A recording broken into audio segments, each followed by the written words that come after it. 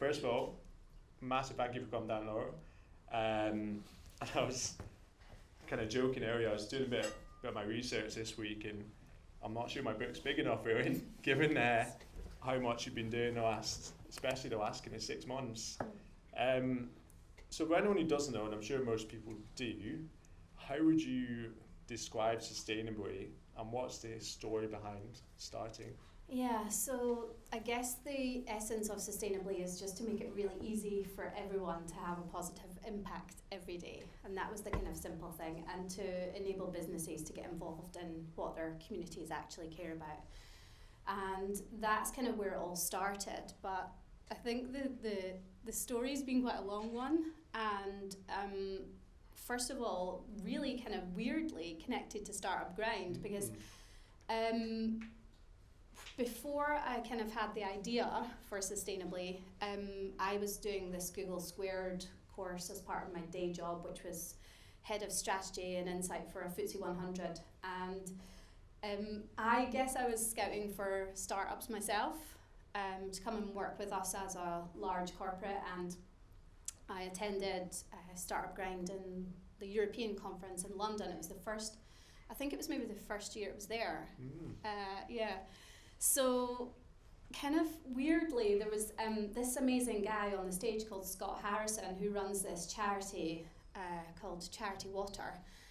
And he was super inspiring to me at that time, kind of telling the story about how he kind of was working in nightclub promotion in New York, and decided that kind of he wanted to have an impact, a positive impact rather, and he wanted to volunteer for this medical charity that had boats off the coast of Liberia, and they were kind of helping people with all these illnesses. They had doctors that would go and treat some of the community there, and he actually had to pay them to take him as a volunteer, because they were like, we don't want a nightclub promoter type of thing. But his story was really inspiring, and I guess led me to start to think about, what am I doing with my life and all these other things. And my daughter was working in ethical retail and was kind of making her home eco and organic and all these types of things. So I think the things that inspired me at that time were,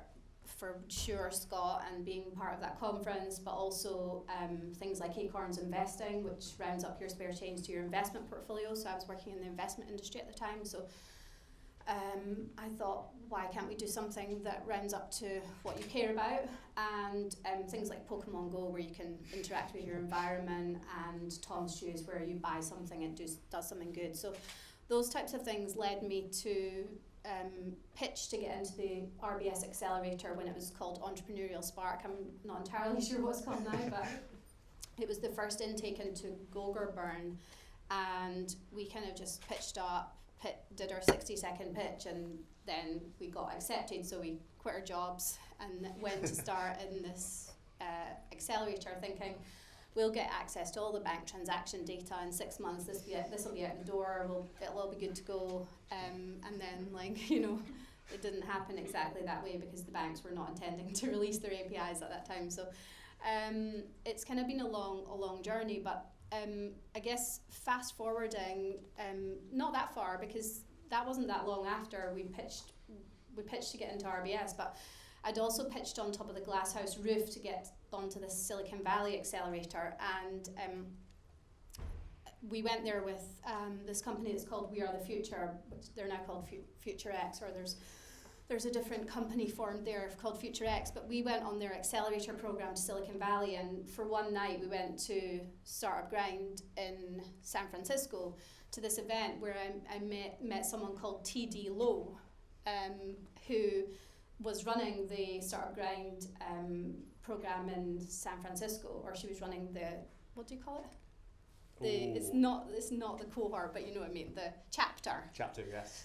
So she was running the San Francisco chapter, and then she actually nominated Sustainably to be one of the companies that was at StartupGrind in Europe. So I was going to be at that same stage that I'd seen Scott Harrison pitching telling his story at. So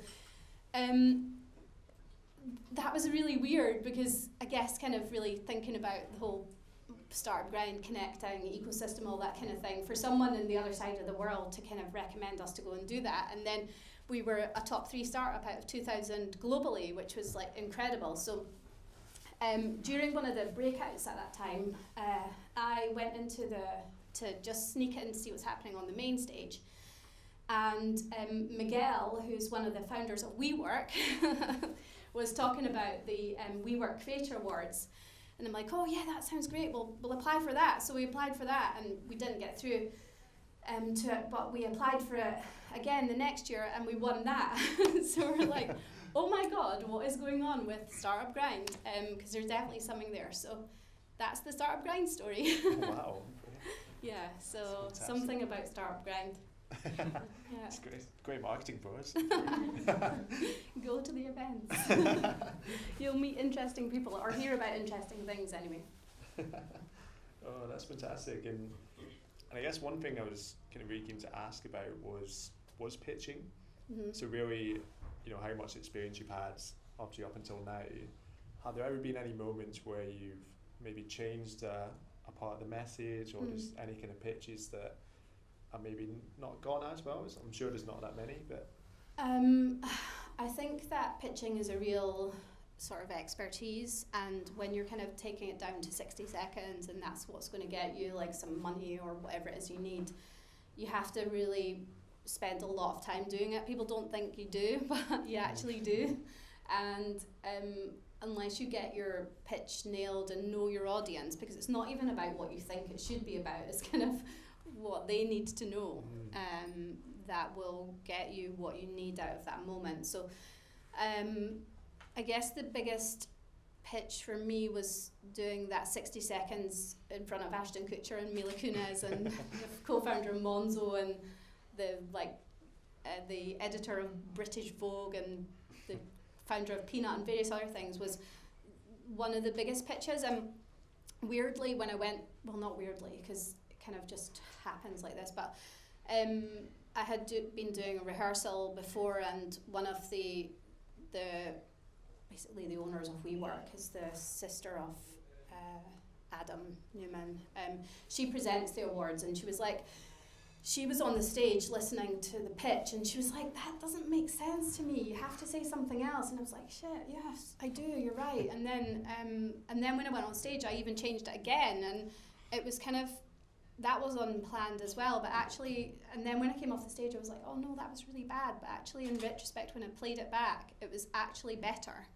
So I guess it's a bit of luck and a bit of, as well, because you don't always know what you're going to say when you get up there, either, but actually seemed to work because we got WeWork as an investor. Fantastic, so it definitely works. Result. Yeah. Oh, that's fantastic. It's not always worked though. I've done 1 million pitches. Yeah. Yeah. Some of them are terrible. They're like, what do you do? Oh, fantastic. Yeah. And I guess speaking of experience, and again, the amount of notes I've taken, I guess kind of going back to your work, I guess in the more kind of corporate world, how well do you think that experience has equipped you for running a startup? I think it's always going to be super different because you have to take on multiple hats. We're in a large organisation, you've got compliance and legal and HR and admin and all these different things, and you kind of end up to be doing a lot of those things yourself. A lot of the time when you first of all start out anyway, and you kind of are scrappy and you're kind of trying to make things happen, but I think it gives you really good understandings in so many ways around how a large organisation works, how a large organisation thinks, how to try to approach it from a corporate partnership, and being on the other end of that, expectations around timescales and approval processes and all these types of things that you do need to know as a startup if you want to partner, because you need to partner with large organisations, so you need to know how they work. And so I think that's definitely super helpful, but I think unless you're prepared to really learn a lot of other things, it's like I guess you're learning it on the job, so you just have to be prepared to learn as much as you can, as quickly as you can, and then actually do it all as well. So it's a lot of long hours. You're not going to be able to clock off and normal time a lot of the time. So it's just kind of, I guess there's differences. There's not someone else to pick up the slack. If you go on holiday, it's you. You know, if you can't kind of leave it with anyone at those early stages. Yeah. Fantastic. And I guess for you, how's that been with? Well, how important has it been to have obviously your daughter as well as co-founder? Yeah. And, having somebody there as support. I think that's super important. So Eishel did all the sort of initial product designs. She's got a very different skill set to me, so that really works really well, because I think you can't really have like many people you can't have anyone doing the same thing when you're in a startup. You have to have maximum use of your resources. So luckily with Eishel and I, we are a really good team, and we have such a different sort of, I guess, background and skill set that it actually manages to work really well, and she's really great at the product design, and well, she's chief product officer, so she should be, whereas I'm kind of in charge of money and stuff like that. So I think it definitely works really well, and I think it is, for me, I personally feel that it would have been super hard to do it on your own, and that I would totally applaud anyone that starts out on their own. And then just spoke to a female founder, a solo founder, that's really impressive, because it's really hard and you need someone to bounce ideas off. But if you get a really strong team around you and strong advisors, you can, that's great as well. But I think for us it's good to have each other to kind of go through it with, because it's it's a really tough process as well. Yeah. Fantastic. And I guess, for anyone who's got experience of running a startup, always ups and downs, I guess, very much part of the process. Mm-hmm. Have there been any, I guess, initial, not quite failures, but setbacks that have actually been quite good in the end, if that makes sense? So anything that's really kind of propelled you forwards? I guess the thing for us has been access to funding when we needed it. So we've applied for various things that we didn't get, and I think it's just being conscious that when you're trying to do stuff that you don't 100% know you're going to get, you have to hedge your bets all the time. So there's been moments when we're like, oh, we didn't get that, but actually that's probably good, but also it kind of doesn't feel good at the time. So I think you just have to, and it's really hard because it all takes time, but you need to have concurrent plans running, and you need to try to figure out how to do that. And because your one plan is most likely not going to be the one that works, and then the time it takes is going to probably take double the time it takes to get what you want done. So I think that is a real challenge in terms of the funding, access to funding, and one that we're still going through at this moment in time. I think it's always going to be a challenge, and there's always definitely lots and lots of challenges, but for us we've had a lot of funding hurdles that we have managed to overcome most of them. But that's definitely been one of the biggest challenges. Fantastic. And I guess in terms of support and I guess major milestones, how important for you guys was kind of working with Monzo and getting almost kind of reaching that point? So the Monzo beta that we did was really important, because that kind of was the thing that got us the investors and got us winning awards and got us noticed, got us some PR. And if we hadn't done that Monzo beta, we wouldn't have got any of that. So we needed to prove it out first, and now we're connected to obviously many more banks than that. But that was, for us, it was really critical that we did that. And Monzo was a great, bank to do that with at the outset. Yeah, so they were definitely a critical factor in developing Sustainably, but then they're still there now, so it's all good. Fantastic. And I guess now with the launch last week, so can be better timing, I guess, today. And so we've just done a relaunch last week, so we created the platform so it was really scalable and secure and robust and all these things that we needed it to be with the investment that we got, which was really good. and it's now in the market connected to, at present, 11 banks. So that's kind of a big sort of next milestone forward, and we'll just keep adding banks to that as their APIs become available. So essentially means it's available to 90% of the UK population right now, and we're onboarding lots of great causes. So you can also support Brewgooder. So some of you drinking Brewgooder, so you can connect to Sustainably, and then when you buy other things, you can help provide clean water in Malawi, as well as when you buy the beer, obviously. So yes, that's been really great for us to get some of those early partnerships, and some of the larger charities on the platform as well. And we'll be working with some of those banks to help get the platform scaled up pretty fast. Fantastic. And I guess given how quickly fintech is moving forward and new technology, how do you see you guys kind of moving with that in the next kind of couple of years? I think for us, we are providing a method for people to give to causes. Fintech is a label, but I just think that people really in the street don't care what label you give it, as long as it's doing what they want it to do. So I think it's just enabling lots of different ways for people to understand the impact that they're having, and to kind of come together as a community and find out what's happening in their communities that they can support in small ways that are meaningful, in bigger ways together. So we're all about just making it super easy and frictionless, but giving you that security that you kind of, what you're doing is, safe and transparent, so you can see all your impact and all that stuff. Fantastic. And I guess kind of with all the experience of the last kind of few years, if you had the chance to even speak about one lesson or one thing that you learned now, from when you started, would there be any?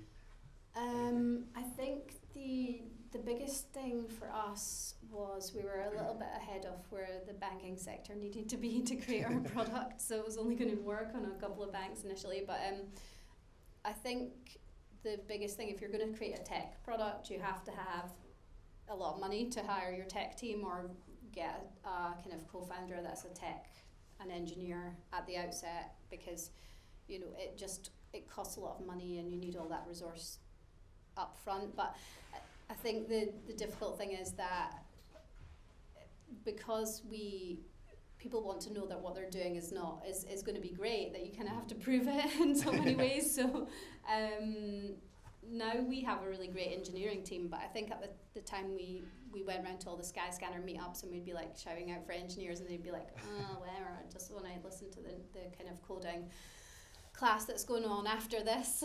Kind of nobody was interested, but now we have really good engineers working with us. So I think that demonstrates that there is people that are interested in what we're doing, because they could go and work somewhere else, probably get a lot more money for what they're doing, and they want to work on something that actually is meaningful and can create impact. So that, if I could get to that place where people were more comfortable to do that earlier, and I don't know how to do that yet, because if I knew that, then that would be really good. But I'm not on my next startup yet, so I can't learn. I can't go back and undo what I've done. So that's definitely a learning. Is how to kind of persuade people that are really good engineers to work with you earlier is the key thing. Because they can't work for free, or maybe they can, but I don't know. I don't know any of that. Fantastic. And I guess looking at the kind of wider ecosystem in Scotland and some absolutely brilliant stuff happening, how do you see us, I guess, maintaining this momentum, as an ecosystem, but also maybe looking at, over in America and Silicon Valley potentially, how can we attempt to almost bridge that gap? I think it's always going to be more challenging here because there isn't access to the funding or the customers. So I think when you're in the States and you've got a massive audience, and then you've got in Silicon Valley, you've got all the funding, but then obviously there's lots more competition, but people will give you much more money on your great idea, and especially if you've already had an exit and done, proven that you can do it, then there's more opportunity there. I think the challenge here, I mean, it's kind of shrinking with Brexit. You kind of don't want kind of any barriers to anything, but I think the access to funding here is a challenge. I think anyone who's doing a startup here has to really think about how they're going to be more involved in the London ecosystem as well. Obviously there's great support here, but you need to be not here as well. So really be conscious of that. Get involved in the US ecosystem as well if you can. So it's where StartupGrind and all the other things are great. And then think about Europe as well, because obviously that is kind of a market that everyone, if you want to create a great scalable product, you need to be everywhere as well as Asia. So the world's a big place, but you know, Scotland is not a big place. So you have to think outside of it, really, is what I'm trying to say. And there's lots of opportunities to get money, but there probably isn't a huge pot of it here waiting for you. So you have to go elsewhere to look for it. Fantastic. And yeah, again, just kind of looking at all the experiences you've had the last few years, and one of them which stood out, it might just be my kind of interest in Richard Branson, but the kind of Virgin startup as well. Were there any, I guess, different lessons that you learned from being a part of that, or kind of?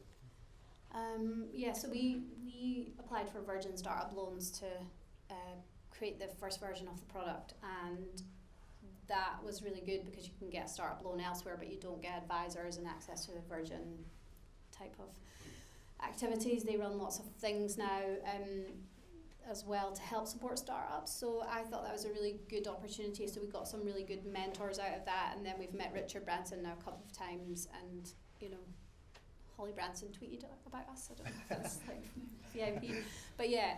So that's really good, and they are super supportive of what we do, and it's great to have that type of a person that actually thinks what you're doing is really great. So you know, I think for me, the lessons from him are, you know, he likes simple products that, you know, that are kind of good. He says that the simplest ideas are often the best ones. I think with him, he has obviously a lot of diverse interests. Again, quite a good thing to do in general if you're an entrepreneur, to have a diverse range of business interests if you can get to that stage. And also it's all about kind of, for him, a lot of it is giving back to the community. So that's a really kind of strong core thing that, you know, you are able to help, you know, people have helped you help the next people up on the kind of way along. So I think that's the biggest lesson. Fantastic.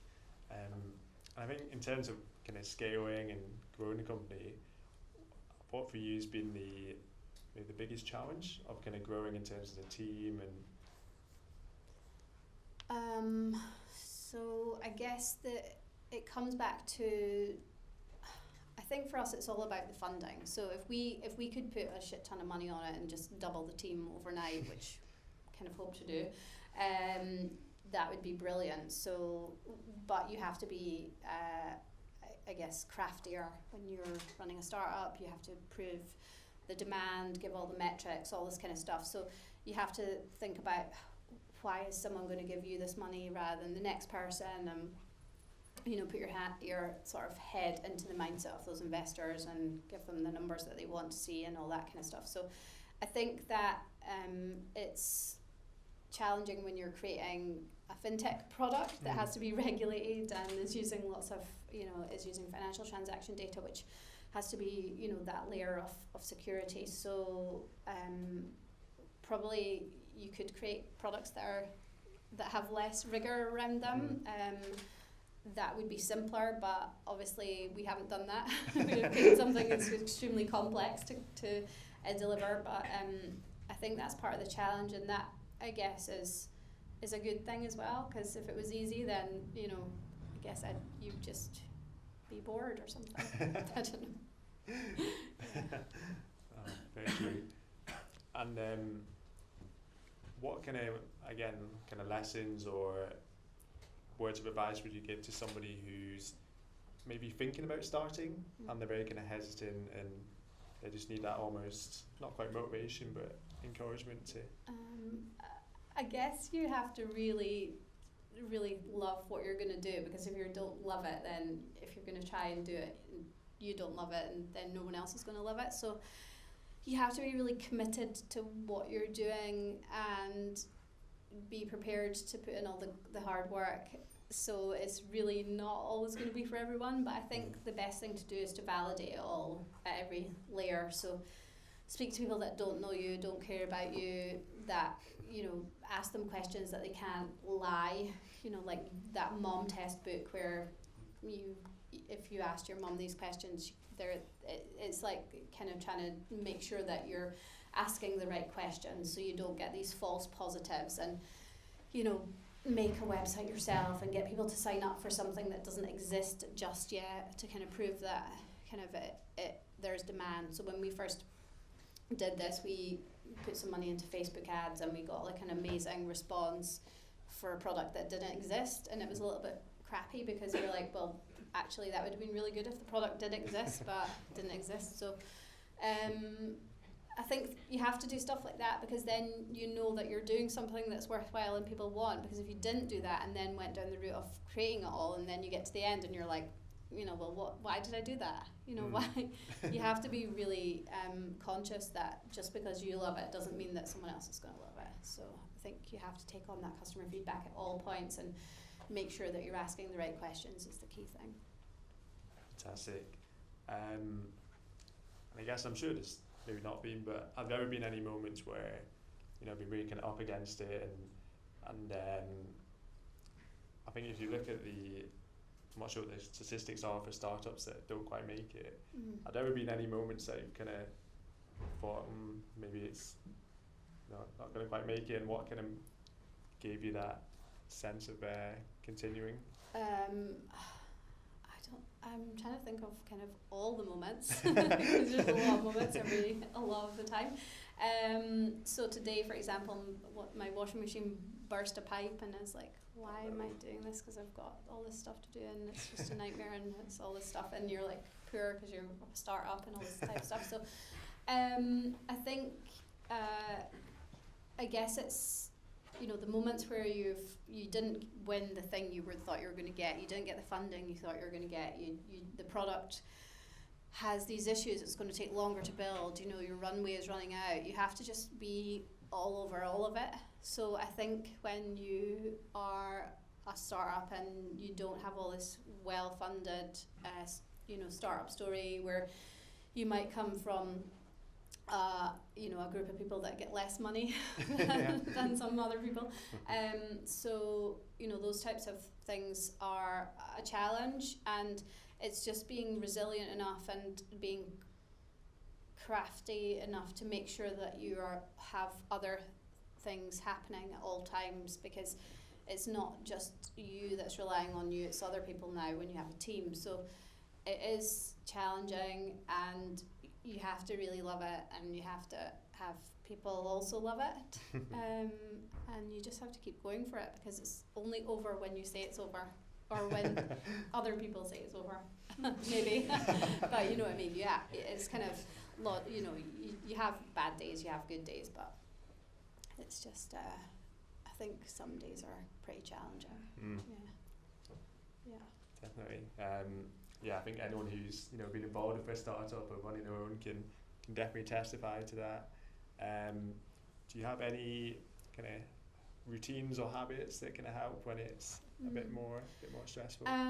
Well, I used to have time to go to the gym, not so much. So, but honestly, don't give up stuff like that, because that's kind of your sanity things that you need to do. So I have got 2 dogs that have to be walked regardless of whether it's raining or whether I'm busy or whatever's happening. If I'm still on a conference call, they're going for a walk and I'm on the phone. And it's, I guess those types of things keep you slightly sane. Things like Headspace app or Calm or those types of things, try them as well, because if you're having a little meltdown, just have people that get what you're doing as well. We've got this area in the office that's got like a jigsaw, so if you're literally going insane, you can maybe go over there and just do a jigsaw. I think I've put 1 piece on it over the past however many months, so I'm not really engaged in that, but For some people, stuff like that. And yeah, I think try to keep some of your normal stuff going. It is hard, but especially when you're about to launch and various other things. But there's always something. It's like, I think the thing is that people say it's a marathon, it's not a sprint. So you can't just burn and burn and burn. You have to like be kind of sensible with it, which is hard when you're running up against deadlines every day. Yeah. Fantastic. Yeah, it's I guess kind of never ending by nature, which I guess is part of the excitement of running a startup. I guess kind of coming back to support and the kind of wider network, how important for you has been finding mentors and kind of finding those groups to be a part of? That's super important. So you have to get help, and you have to get it fast, and you have to get people that are experts in their field that want to spend time helping you to solve some of your challenges, and that will add credibility to what you're doing. So if anyone wants to start a business, you have to really think about who do you want to help, and a lot of people have helped me and continue to help me, so that is a really great thing. If you can get some really great people who have done it before at a kind of couple of stages above you, or even a shared community. So when, you know, I've been on lots of different types of accelerator programs now and things like that, and you meet loads of people that help you along the way, and you've got Slack channels that you can ask for advice, and people will help you literally within seconds if there's something that you need. So I think being part of a community when you're a small startup is essential. You have to get advice, you have to get help, and you have to kind of, that's programmed into you at the beginning, because you can't do it on your own. It's just not possible, and so many people have expertise, so why would you not ask for help? And it comes to that thing, you know, you have to be willing to give help as well. It's like, you know, everyone should be helping everyone else out, because it's super hard, and you know, people help me all the time, and I'm obviously more than willing to help anyone who's crazy enough to do what I'm doing right now. Yeah. Fantastic. Yeah, I guess it's similar, I guess, to having such a strong team within the startup. Kind of wider networks just as important. And one thing I guess I was keen to ask was about feedback. So were there any points maybe in the early days where somebody gave feedback that maybe you weren't expecting but was actually kind of quite helpful and quite useful? I think at the early stage people were like, what are you doing? But because they couldn't understand it, and maybe my pitch was so terrible, I don't know. But it hasn't really changed hugely as to what the actual underlying thing is. I think there's been lots of people that have used the product and gave us feedback and told us, you know, what they think, which has been really helpful, and we actively encourage that. For the first users, we were on the phone to them, we were trying to get them to, you know, obviously we don't take your phone number and make you speak to us, you know, that kind of thing, but there was people who were willing to actually do this for us, which was really good. So we did a lot of that, we did loads of focus groups, we just did loads and loads of stuff. We sent out surveys to random people that just whoever, I don't know who filled these in, I have no idea. But lots of people filled these in, weirdly. And yeah, it was kind of, I think you just really need to be prepared for crappy feedback too. You can't just expect that everyone's just going to be like, I love this, you know, that they're going to have some suggestions, and especially when you put the first version of your product out and you hate it yourself and you're like, it shouldn't do this, it should be doing this, and you know, we didn't want it to do that, we had to take that out because, you know, we'll have to put stuff in that we weren't able to build at that time, and it's frustrating because you know yourself what you want it to do, but you aren't there yet as well. So it's an ongoing process. But I think it's the same for all the products and services that you guys are using all the time. You're like, why does it not do that? You know, and that's the companies that are, you know, the hugest companies in the world. So it's a process. It's definitely a process. Yeah, but definitely get feedback. I heard that Jeff Bezos answers customer, you know, service things as well. Sometimes just sits there and answers them. And so I think that's a really good discipline, that you should know what is wrong with your product and what people hate about it, and make sure that you are kind of, I guess, just have that understanding of the pain that you're putting some people through by using your product when it's not delivering what you want it to deliver, but certainly not what your customers want it to deliver. Fantastic. Yeah, it's such an important feature, and how have you found that balance of kind of product market fit, where it's focusing on designing the products but also ensuring that the market is there? Has it been very much focusing on product at one time and then market research, or very much kind of intertwined? I think for us it's been kind of more intertwined, because we've all been trying to sell it whilst building it, type of thing. So I think that because you're speaking to customers all the time, that you kind of know what they want, and then when you build it, then you can actually validate. But you obviously are building, adding things all the time, deploying like code multiple times a day, so then you can actually see what's happening with it. So I think that's kind of important, to make sure that what you're building people are using, and that you're testing that along the way, because again, if you're just adding a range of things that you think you're going to like, then that's really not going to be what's going to cut it. Definitely. And I guess like in a similar way, working with charities, so getting buy-in from quite large organisations, the right way to word it. So where do you see that kind of going? Do you see that kind of growing quite significantly, or sticking to a smaller number, and kind of growing a bit more slowly? Yeah, so I guess for us, we could only manage a certain volume to manually onboard, but we're creating it as software as a service, so it's kind of, help yourself type platform, because it's not physically possible to manage the volumes that we have in our pipeline. We can't do it all. So I think it'll be interesting when we switch that component on to see how that develops, because when you're hand holding versus kind of when you're kind of leaving people to do stuff on their own. So I think it's an evolution of, and we'll see how we get on, but we're not kind of building something that we want to be small, we want it to be big. Fantastic. And I guess just to kind of start kind of wrapping up almost, do you guys have a kind of set endpoint? I kind of set, once we reach this mark, this has kind of achieved our mission. Or is that something which is going to constantly evolve as you go on? Yeah, I mean, what Eishel and I are always kind of talking about is, can we create $1 billion or £1 billion, whatever, worth of impact each year? That's a good starting point. So I think, to kind of, if you think about the levels of transactions, for example, that people are making, it's like 500 billion a year. If you'd had a tiny little fraction of that, you could easily create, enable communities to create huge amounts of impact, and solve some of the world's biggest challenges, if you can kind of use our resources.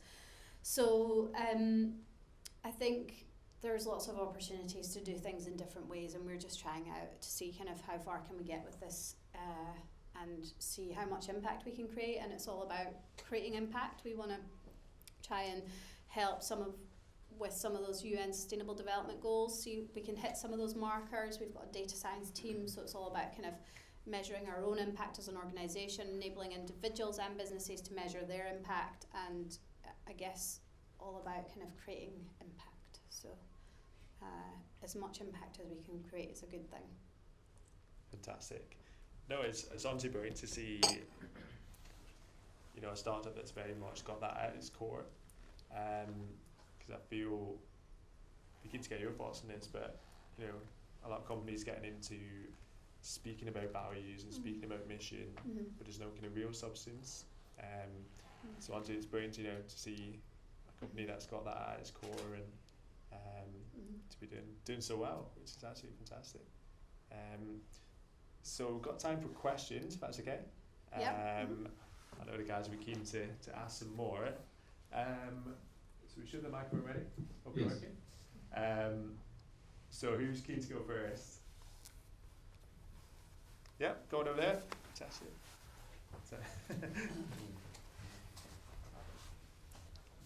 Hi there, thanks Thanks for all that. It's very inspiring. Obviously, your end consumer could be everybody in this room. Mm-hmm. How do you intend, two parts of this question, how do you intend to promote that to all of us in the room when we go away? Or is it the charities that you're dependent on to promote that? Mm-hmm. Is that payment mechanism? And if it is the second, how do charities feel about that versus them in the normal channel of, hey, give me £5 a month, versus by doing a direct debit straight to my bank account through me versus yourself? Yeah. I think there's a couple of ways that we want people to find out about it. So through the charities themselves, because this is a new way that they can fundraise, and I think that there has been uptake in that. We kind of have new leads coming into our pipeline every single day of people who want to be on the platform. That's charities. And for their perspective, they're not having to do any event activations or other such things to kind of get that drip feed of funding, so they like that as an alternative. And I guess also ties into the fact that oftentimes people don't want to sign up to things for indefinitely, or kind of also want to see their impact when they give instantly, and lots of other things that we facilitate, not just the actual giving £5. It's kind of a number of different things, so that they like. And I think the other aspects of what we're trying to do is that because we feel we're creating a network effect product that will enable businesses to have an impact as well, that they will actually have a job to do to promote this to their customers and employees as well. So that, for example, just to give you some ideas of some of the businesses that we're involved in. So Brewgooder, the beers that you're drinking here, today they have signed up to Sustainably as a charity for the Brewgooder Foundation. So when you're buying other stuff, not just beer, you can support clean water projects. And they have an Office Beers Club, which has got ASOS, Monzo, Innocent, Patagonia, lots of different companies in it, and they want those employees there to help support clean water when they're buying stuff too. So there's a very much kind of partner effect. A lot of the charities that we work with have partners. So Edinburgh Dog and Cat Home has Marks and Spencer as a partner, and Marks and Spencer's card is on Sustainably. So there's loads and loads of synergies, and it doesn't take much for someone to put something at their point of sale or to promote it internally to their employees. And some of the banks that we're speaking to as well are quite keen to promote it to their employees. So some of the bigger banks in particular have, tens of thousands of employees that this could easily kind of be filtered down to and is available on their open banking API. So again, lots and lots of different synergistic partnerships that could that we're actually working actively on at the moment. So hopefully not just the people in this room will find out about it, but it's very much all about kind of helping individuals to have that impact. And if you want to share it with your friends, you get impact points, and impact points will eventually do something in the future to be confirmed. It's just it is supposed to be a viral product that enables people to have an impact in their communities and globally, easily, in multiple frictionless ways, essentially. Fantastic. Anyone else? Yeah. Thank you. Hi, I'm part of Startup at the moment, and we're looking to grow our software developer side. And how did you do that? It's difficult, I hear. We're actually outsourcing at the moment, so we want to bring our team in house. Mm-hmm. Yeah. How did you even start to do that? Well, we were lucky enough it was through our network that we got our CTO, and then I guess through him that we've been able to recruit, because for me, I kind of would just have to be like, I don't know what they're going to do. They're going to build it. So I think we did the same. We worked with an agency. We still work with an agency. We're bringing a lot of our resources in-house, but we also have our own engineers as well. So I think it's definitely a process that I think once you get past a certain point, you actually become an attractive proposition for engineers to work with you. But I think if you can find someone that will be your CTO type of person, even if that's kind of a part-time position or an advisor, a CTO type advisor. We originally worked with the principal engineer at Skyscanner as our that helped do some of our recruitment, because she loved what we're doing as well. And kind of, I guess from her perspective, she had interviewed loads and loads and loads of people, because they were scaling up at the time, at that time that she was doing all this work there. So she had a vast amount of experience. So that's the type of people that you need, but you also need people to manage them. So you really need to get that level of expertise in your team somehow. And that definitely was one of our challenges, but we've been lucky enough to have fixed that one tick at the moment. But we're still going to be recruiting more engineers, because as you scale, you obviously need more and more. So it depends on the product. If there's a really interesting product to work on that's maybe more interesting than going and just doing one thing, that you get a vast range of products to work on, or a vast range of, I guess, responsibility. That's been really attractive for our engineers, to kind of get their teeth into something as kind of enormous as what we're trying to do, or as challenging, and being able to do it end to end. How big is your team now, your software team? We have got 7 engineers working with us at the moment. Great. Yeah. And that's Yeah. including data engineers, is it? No. So No. that's in addition. Yeah, the data team's separate. Yeah. Yeah. Great. Cool. That's it. Yeah. Anyone else, guys? Yeah, oh great. Couple more. Sorry, making out doing a lot of running everywhere.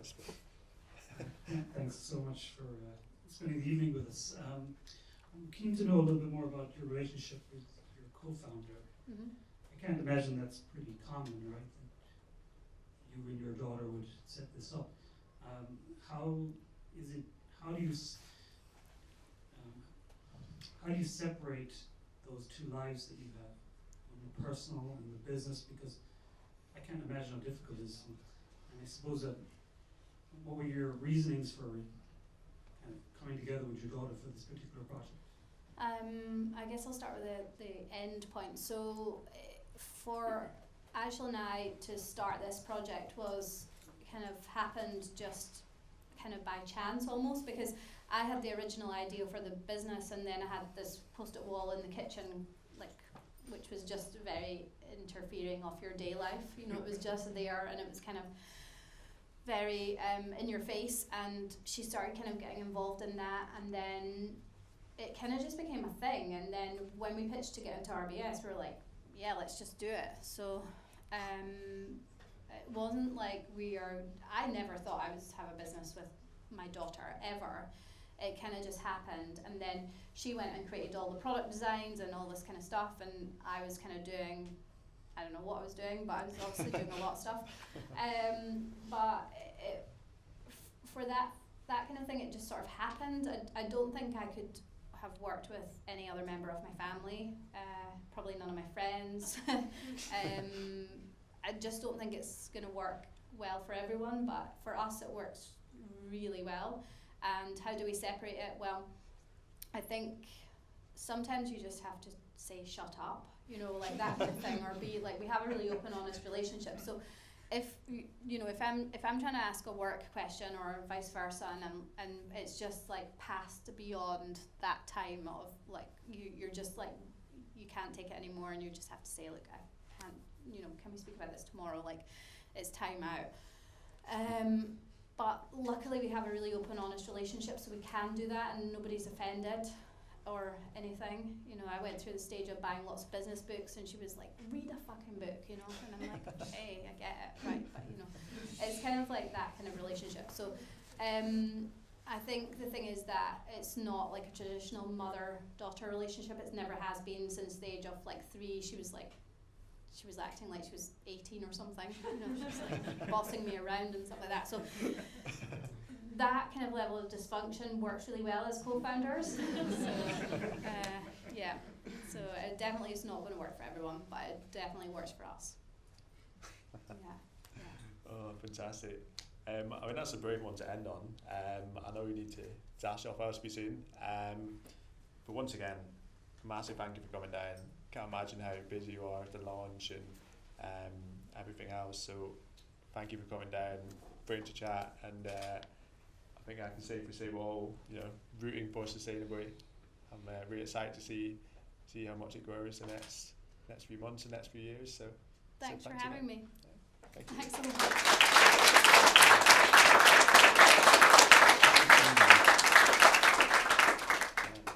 Before we dash off, just a quick thank you from the StartupGrind team. So this is a gift box from it's an Edinburgh uni-based startup called Social Stories Club. They've got a few bits of information. So they essentially source gift boxes from socially conscious charities. So they've all got a really strong social cause. So I thought that'd be quite an Thank appropriate you. one for today. So That's Thanks lovely. again. Thank you so Okay, no much. Thanks worries. very much. Really kind. Thank you. I'll open Welcome. that later. of course. And last but not least, thanks to everyone for coming down. Again, you know, middle of summer, doesn't make me feel like it, I know, but again, these events couldn't happen without you guys, so massive thank you. There's more pizza, I think there's a small bit less, if you guys are left any. A few more drinks as well. We'll need to leave at 9. Did get a wee ticking off last time for staying too long. So feel free to kind of chat amongst yourselves again. We'll look forward to welcoming you guys the end of August. Looking likely to be the 28th. I'll get the event details up as soon as I can. I'll hold myself to that. So yeah, once again, thanks for coming, guys. I know Laura needs to dash off, but feel free to continue to mingle and make the most of the pizza and beer. So